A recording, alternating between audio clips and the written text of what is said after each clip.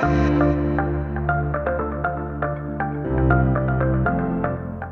here's like one of the uber mysteries of our time, right? Which is a recent McKinsey study that gets cited a lot, says something like 92% of all senior executives have an existential fear that their business models or their companies or the way that they're doing things today is not fit for purpose for the future. So that's pretty widely understood. And yet 84% of them report being intensely dissatisfied with their innovation programs. And I just would love to get your perspective on why you think that disconnect exists. So, great question. This is kind of near and dear to my heart. I mean, even prior to the McKinsey study, there's been a number of studies by CB Insights and so on about why the failure rate is so high. And you've written about this for years as well. So I started diving into this because when I was in the corporate world, I started seeing, some of the innovations that we were launching really not hitting the numbers, and I started delving into this.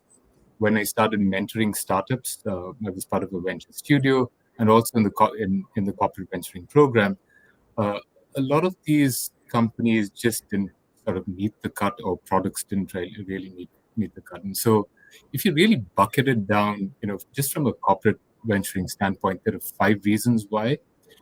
One is the lack of an integrated set of processes and tools.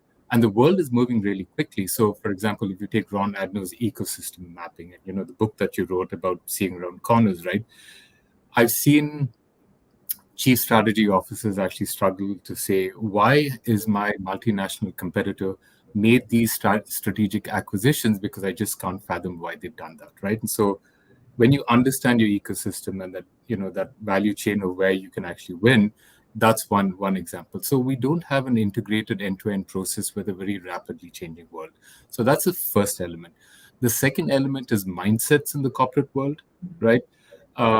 So there's entrepreneurial mindsets, and not every entrepreneur really has that mindset. But in the corporate world, it's more about, let me save my job, let me look good. All these factors hold back against taking risk, right, and uncertainty. So that's the second element. And then your friend Amy Edmondson always talks about culture, right, and the safety factor, right?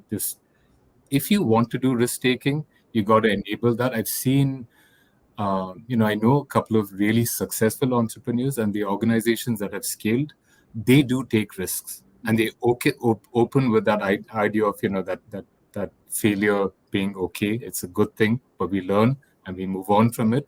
But not the large multinationals. I think that they're still struggling with that culture aspect. And then there are two other elements. One is, Safi Bakul talks about structure, right?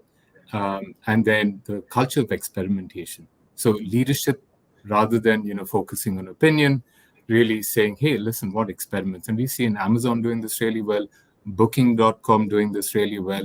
And even here from China, that's doing a fantastic job. You're writing about this recently, which is the permissionless corporation, but that's one of the elements.